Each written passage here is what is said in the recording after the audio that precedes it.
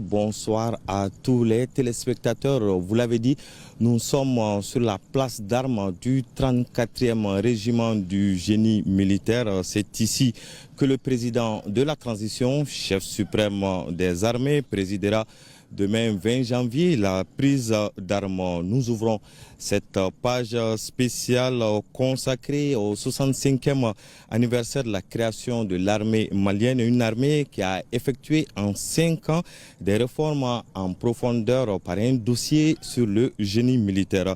Dans ses missions régaliennes, l'armée compte et s'appuie sur l'expertise du génie militaire pour ouvrir la voie, quoi qu'il en coûte.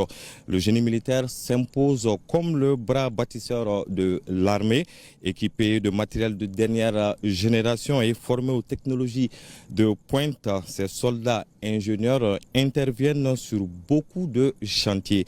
Des chantiers sous haute protection, au convoi énergétique, immersion au cœur d'une unité qui construit autant qu'elle combat. C'est un dossier signé Aloussene Touré.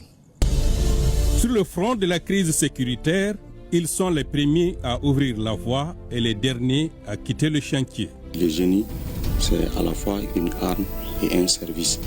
Donc en tant qu'arme, le génie appuie les unités au combat. Le génie militaire a pour mission aussi la réalisation, le suivi, l'entretien du domaine et des infrastructures militaires. Le génie a pour mission aussi de former le personnel, aussi d'assurer l'entretien et la réparation aussi des équipements. Routes, ponts, aménagements agricoles, là où l'insécurité fait reculer les entreprises privées, l'armée prend le relais. À Gao ou à Kidal, le génie travaille sous une bulle sécurisée. La sous-direction génie service s'occupe essentiellement de la partie, tout ce qui est travaux, l'élaboration des dossiers techniques, la conduite, le contrôle. Nous pouvons intervenir pour exécuter. C'était le cas de la sécurisation de l'aéroport par exemple, la sécurisation de l'OMAP, dans la réalisation de la ligne biterne Manantali-Bamako. Pour les raisons de sécurité, nous avons intervenu au niveau du Baoulé. Et l'autre forme, nous pouvons intervenir en mission de surveillance, de contrôle. Donc en ce moment, ces travaux sont généralement exécutés par d'autres entreprises, mais nous intervenons pour le suivi et le contrôle de ces travaux. C'est le cas de l'hôpital militaire de Banangoro. On a réalisé 6 régiments, à Djema, à San, Bougouni, et nous intervenions pour faire le suivi et le contrôle. Nous sommes dans une situation particulière. Vous avez sûrement remarqué que le génie a été doté de beaucoup de matériel très récemment. C'est surtout pour ça, parce qu'à cause de cette situation, les entreprises civiles ont beaucoup de mal à évoluer, surtout pour les travaux routiers. Cette montée en puissance repose sur un arsenal massif, robots de déminage, stations de concassage et ponts flottants. Un matériel de dernière génération qui exige une formation d'élite. Nous, notre mission première, c'est de participer d'abord à la maintenance préventive qui consiste à maintenir les engins et les véhicules de la direction du génie militaire en bon état de fonctionnement et aussi le suivi de tout ce qui est armement munitions et en collaboration avec les autres structures des forces armées et de sécurité et notamment avec la direction du matériel des hydrocarbures et du transport des armées à mettre à disposition les moyens nécessaires pour le déploiement des unités génie, que ce soit en opérationnel ou en organique.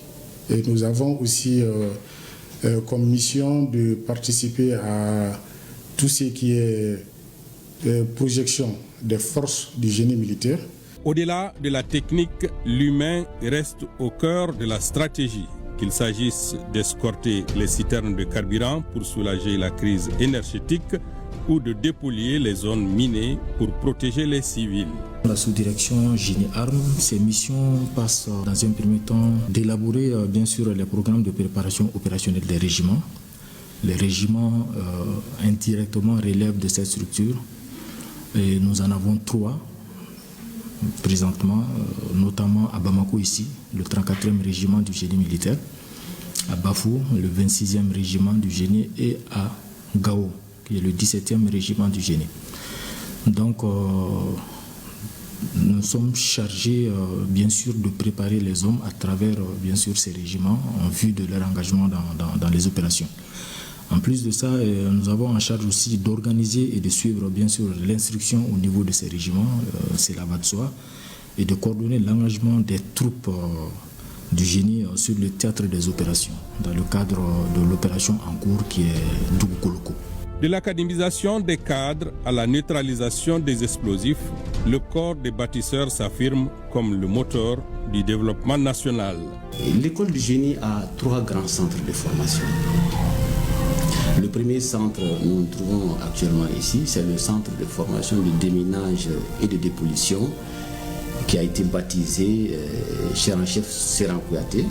Le deuxième centre, c'est le centre de formation et d'entraînement nautique. Tout ce qui est opération fluviale, tout ce qui a trait à l'eau. Donc nous sommes dans ce centre nautique pour effectivement soulager nos forces armées de défense et de sécurité. Le troisième centre, c'est le centre de formation technique du génie. Actuellement, nous sommes en train même de conduire certaines spécialisations au niveau de Sinou, pour ces jeunes qui arrivent de la formation commune de base. Et vous avez vu vous-même des sous-lieutenants actuellement qui sont en spécialisation à notre niveau. Avec le soutien des autorités politiques, le génie a acquis suffisamment de matériel de génie civil, de terrassement, des matériels aussi pour le bitumage, des matériels aussi dans le cadre aussi d'intervention dans le cadre du génie combat, c'est-à-dire les kits pour les interventions en ce qui concerne la neutralisation, la destruction des engins explosifs improvisés et la neutralisation des restes d'explosifs de guerre aussi. Donc nous avons aussi été dotés par des engins, des équipements de franchissement, notamment les Zodiac, et puis aussi il y a une vedette.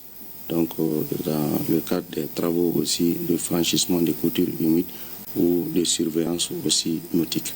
Dans le cadre du respect des dispositions réglementaires de l'État, il y a des quotas pour les femmes. C'est dans ce cadre-là que les femmes sont recrutées. Je voudrais profiter aussi pour parler de la devise du génie. Le génie, comme on dit, c'est construire, parfois détruire et toujours servir.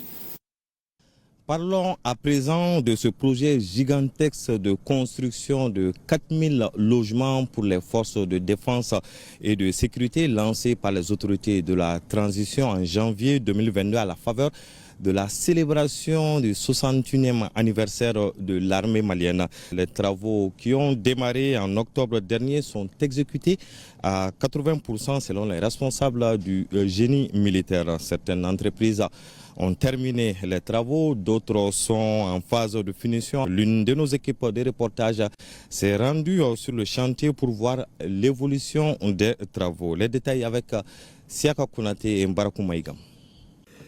Une cité militaire est en gestation en face du camp de Kati.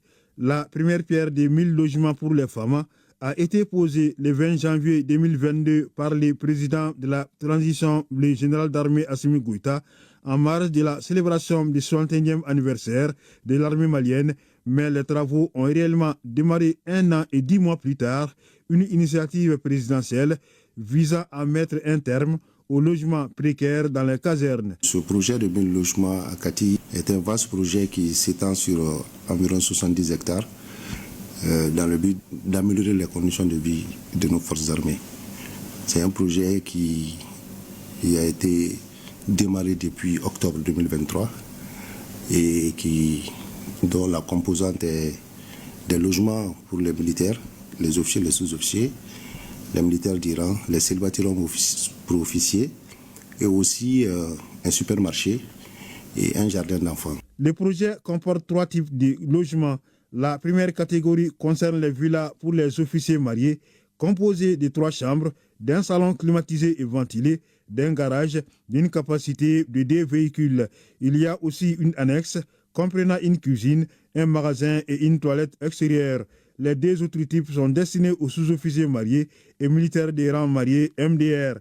Il s'agit des appartements à 2 niveaux, composés de 3 chambres, un salon également climatisé et ventilé, une cuisine et une toilette. Il y a 10 entreprises qui travaillent sur le projet et ces entreprises sont en cours et sont très avancées dans le projet. On est en moyenne, certains ont même fini leurs travaux, d'autres sont en cours. Et dans ce projet, la mission de la direction du génie militaire, c'est à peu près de jouer le rôle de maître d'ouvrage délégué. Parce que dans ce projet, en plus des entreprises qui travaillent, il y a aussi un bureau d'études, le bureau Aldi, qui assure la mission de contrôle. Mais tous les travaux au profit de l'armée se font avec l'implication de la direction du génie militaire. Donc, nous jouons souvent le rôle d'exécutant et il nous arrive quelquefois d'assurer la mission de contrôle. Si, comme on travaille avec les entreprises civiles, s'il y a un bureau de contrôle, nous devenons en ce moment le maître d'ouvrage délégué. En fait, nous veillons sur l'exécution des travaux au profit du maître d'ouvrage qui est le ministère de la Défense et des anciens combattants. 9 entreprises sont chargées de la construction des bâtiments. Selon le colonel Ibrahim Traoré, les travaux sont exécutés à 80% car les rythmes diffèrent d'une entreprise à une autre. 3 entreprises ont déjà terminé les travaux. Ce qui nous concerne directement, l'entreprise ANA Service, nous, on est en phase de la réception technique. On a fait la demande de la réception technique et on a en cours de faire cette réception-là. C'est un cas où vous terminez à faire des travaux, donc vous faites une correspondance pour dire que vous avez fini avec les travaux. Donc en ce moment, la mission de contrôle avec l'entreprise passe dans les bâtiments pour vérifier s'il y a des malfaçons. Donc s'il y a des malfaçons, on vous demande de corriger ceci avant de passer à la réception provisoire. Nous, on a 11 blocs de 4 logements pour les sous-officiers et on a 7 blocs de 8 logements pour les militaires des rangs, MDR. L'aménagement des caniveaux et les revêtements des voies intérieures sont confiés à un groupement d'entreprises qui compte achever les travaux d'ici le 20 janvier 2026. Nous avons aménagé 19 km de caniveaux et sur le revêtement aussi, nous sommes à 19 400 mètres carrés de revêtement en bitume, en bébé. Nous espérons libérer le chantier d'ici lundi pour le 20 janvier en fait.